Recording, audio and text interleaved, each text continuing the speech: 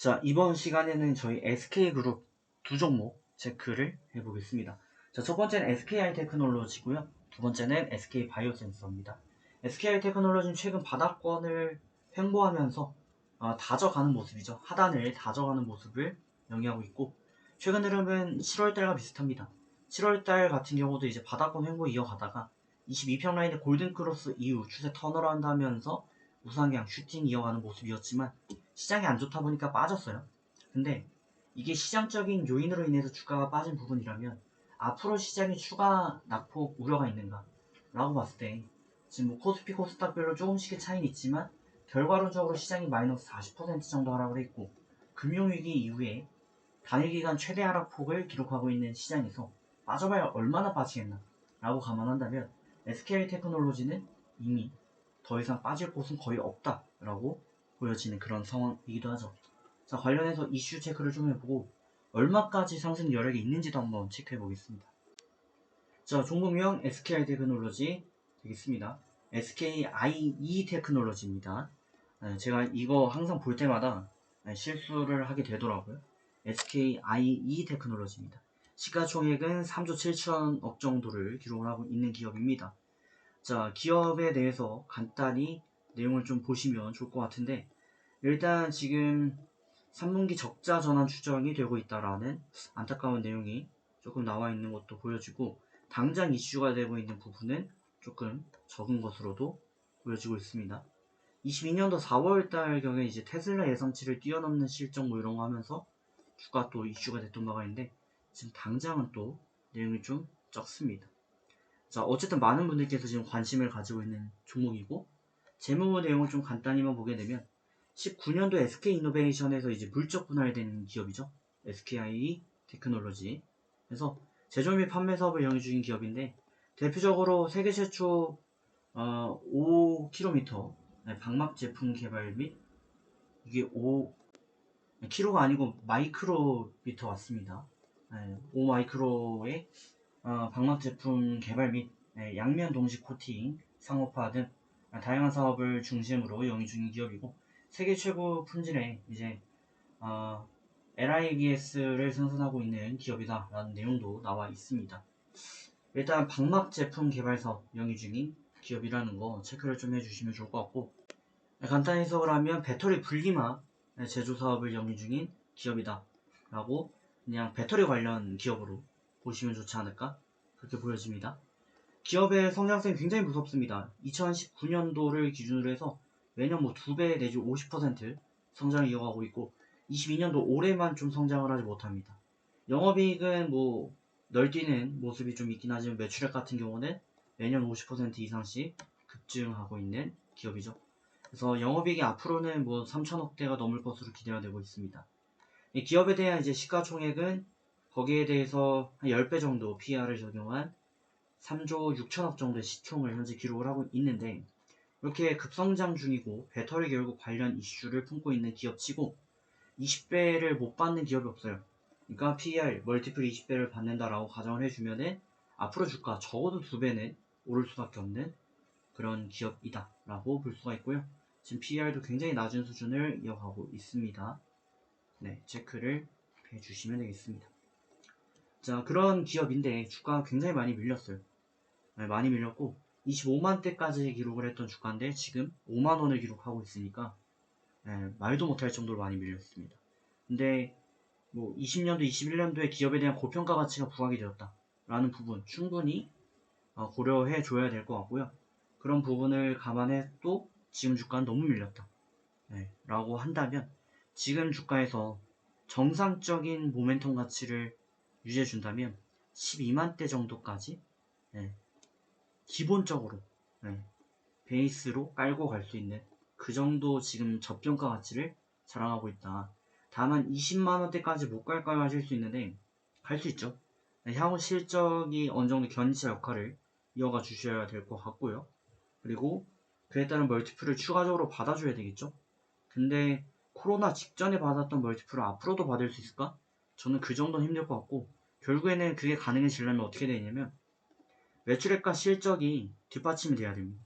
지금 30% 정도의 영업이익을 받아준다고 가정을 했을 때 24년도와 같은 지속 성장세가 이어지고 그러면 매출액이 25년 내지 26년 그러니까 앞으로 1, 2년 후에 26년까지 봤을 때 매출액이 3조 정도 나온다 라고 예를 들어 가정을 하고요. 영업이익이 1조 정도까지 기대가 된다 라고 하는 기대치가 만약 반영이 된다면 그때는 시가총액이 10조 정도 혹은 뭐 20배 잡아서 20조 정도 그렇게 되면은 지금보다 5배 정도 최대 5배 그럼 이 고가를 그때 가서 회복할 수 있겠죠. 근데 당장 봤을 때는 일단 12조 정도 해서 적정 가치가 평가가 될 것 같다. 그래서 지금 굉장히 저평가 가치에 들어있는 거는 사실이다라고 간단히 보셔도 될 것 같습니다. 이렇게 간단히 뭐 PER이고 EPS고 이런 걸 측정한다고 뭐 답이 있습니까 하는데 그냥 지금처럼 폭락한 장에는요 땅 없습니다. 그냥 저렴한 거 사면 장땡인 거고요. 그냥 간단히 이 정도만 시가총액과 영업이익의 비율만 체크해서 기업 가치를 매겨도 충분합니다. 네. 시간이 걸릴 뿐이지 결국 가치는 수렴하니까요. 지금 주가는 굉장히 저렴한 건 사실이다 라고 보시면 될 것 같아요. 앞으로 어떻게 대응을 해야 되는가? 일본 기준 추세가 완전 안정화되려면 62평 잡고 추세가 이렇게 골든크로스를 타줘야 됩니다. 근데 그거는 어려울 것 같아요. 22평 라인은 지금 내려오고 있고 바닥을 다지는 건 맞는 것 같아요. 추가 하락은 없다라고 가정을 할 수 있고 충분히 싸니까 여유가 되시는 분들은 계속 이제 모아가시고 지금 풀베팅해도 나쁘지 않은 구간이다 라는 말씀을 감히 좀 드리도록 하겠고요. 물리어 계신다라고 하신다면 시간을 두고 지켜보는 수밖에 없겠죠. 네, 어쩔 수 없습니다. 만약에 20만원대에 물려 계시다라고 한다면 무조건 어떻게든 자금을 마련하셔서 비중을 좀 높여가시면서 물 타시는 방법, 그 방법뿐이 없다라는 말씀 드립니다. 어쨌든 지금 당장 굉장히 매력적이다라는 말씀 드리고 다음 종목 바이오사이언스로 넘어갑니다. 자, SK바이오사이언스고요. 역시 36만대를 기록했던 주가가 현재 67,000원대까지 하락을 했으니까 굉장히 많이 빠져 있습니다. 마찬가지로 이슈를 좀 보죠. 자, 종목명 SK바이오사이언스 되겠습니다. SK바이오사이언스는 이제 백신과 바이오 관련 사업을 영위 중인 기업이죠. 시가총액이 5조 8천억 정도를 기록을 하고 있습니다. 그래서 업종은 백신 바이오니까 생물학적 제재 제조업이고 백신이나 제재 제조 사업을 영위 중입니다. 최근에 이슈가 되고 있는 거는 뭐 할레만 연구소와 MOU 체결했다 라는 그런 내용들이 있습니다. 또 백신 관련 이슈도 있어요. 제가 전에 딴 거 다 필요 없고 일단 기업의 주가가 오르려면 한 가지를 보면 됩니다. 뭐냐면 대형주 같은 경우는 기업에서 여기에 얼마나 힘을 쏟고 있는가 그 부분을 보면 되거든요. 아니면 이 산업이 얼마나 파이가 커지고 있는가. 제가 옛날 저희 영상이나 이제 제가 옛날에 남겼던 글을 통해서 많은 분들께서 이제 말씀을 주신 적이 있는데 저는 삼성바이오로직스가 상장할 때부터 많은 분들께서 비싸다고 했지만 이거 무조건 올인해야 된다라는 말씀을 드린 적이 있어요. 삼성바이오로직스가 장기적으로 보면 16년도에 이제 상장을 했고 12만원이었거든요. 이후 10배 가까이 올랐습니다. 근데 저는 이거 한 번도 팔라는 말씀을 드린 적이 없어요. 장기적으로는. 왜 이거를 가야 된다라는 말씀을 드렸었냐면 그냥 간단해요. 삼성의 인형. 삼성전자에서 예전에는 삼성은 원래 그 설탕 만드는 기업이었죠. 설탕.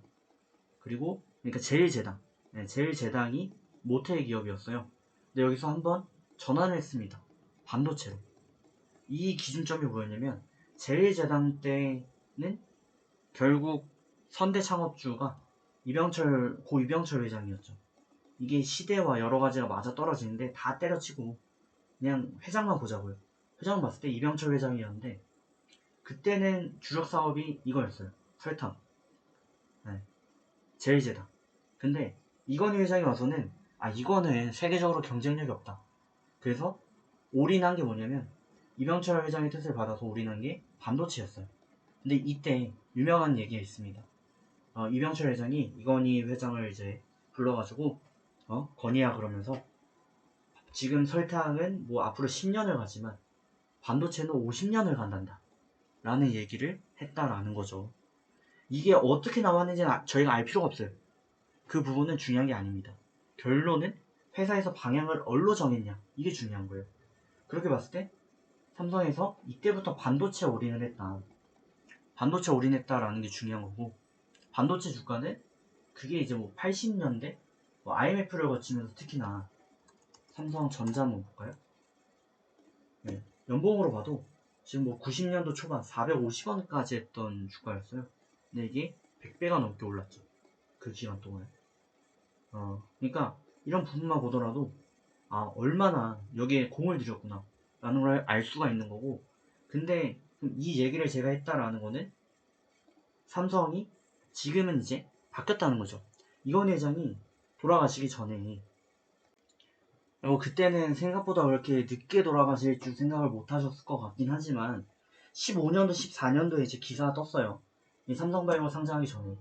그러면서 이건희 회장이 이제 이재용 부회장을 불러가지고 재용아, 그러면서 앞으로 반도체는 뭐 10년 혹은 뭐 30년 그래 갈 수 있어. 근데 50년, 100년을 가는 거는 제약바이오다 라고 했다는 거예요.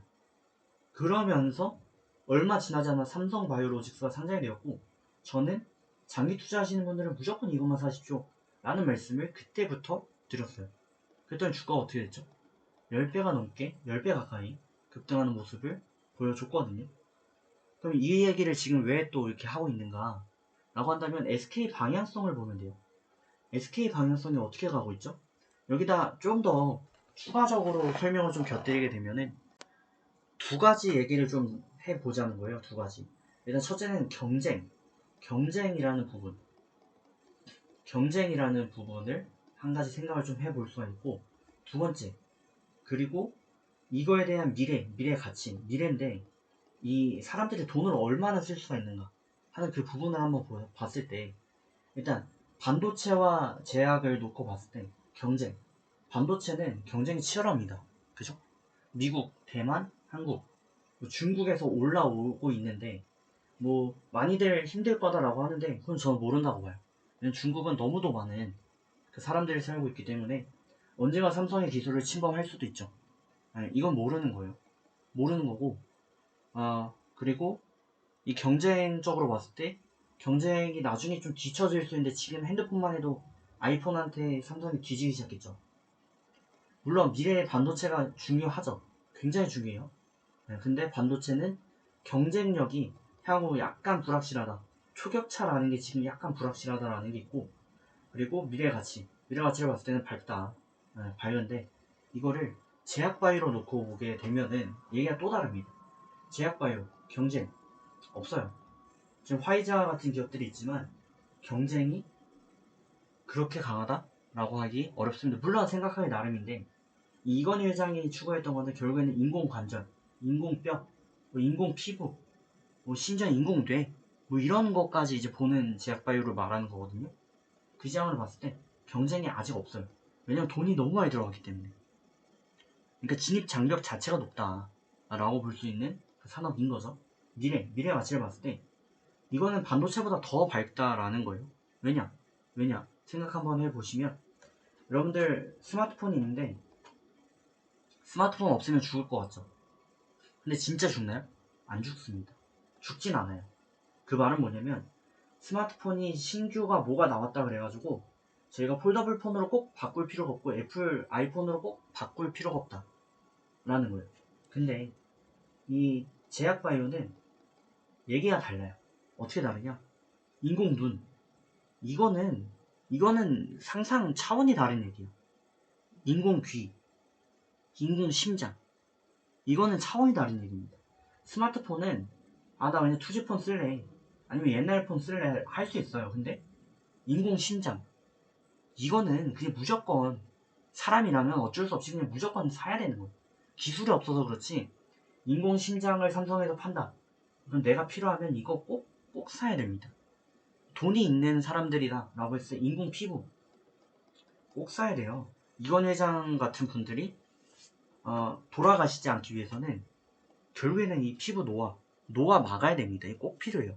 일반인들도 결국에 나중에는 뭐 50대 넘어서 60대 넘어가면서 이제 몸이 이제 힘들어지시면서 일을 못해요. 근데 20대 몸을 가질 수 있다면, 성형에도 투자를 하는데 내 몸이 젊어지고 내 몸이 20대가 됐는데 투자 못할까요?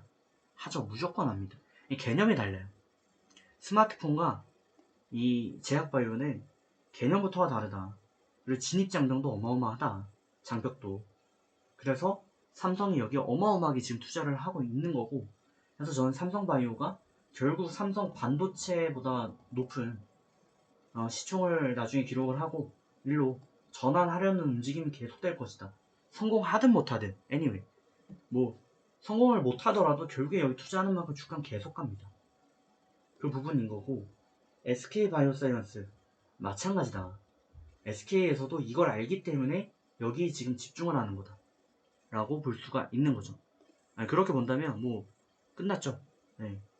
지금 단기적인 입장 뭐 이런 거는 조금 아쉽다라고 해도 진짜 10년 20년이 지나면 SK 아이 테크놀로지가 더 많이 올라갈까요? SK 바이오가 더 많이 올라갈까요? SK 하이닉스가 더 올라갈까요?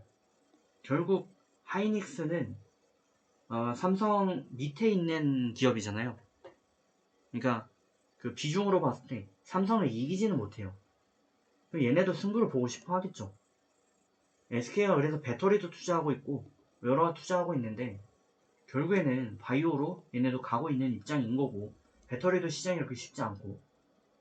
근데 삼성 바이오가 가면서 마치 카카오가 가니까 네이버가 가는 것처럼 그 비슷한 효과가 나타날 수밖에 없고, 장기적으로 SK바이오는 굉장히 많이 오를 수밖에 없다 라는 게 결론이다 라는 말씀드리고, 결국 얘도 시간이 지나면 뭐 70만 100만 넘어가는 그런 기업이 될 가능성이 높기 때문에 지금 주가 굉장히 쌉니다.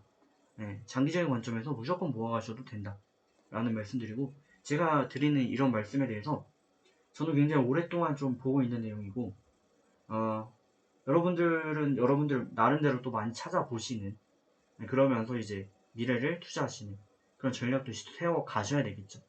네, 해서 좋은 결과 만들어 가시면 좋을 것 같고, 다음 시간에 뵙도록 하겠습니다.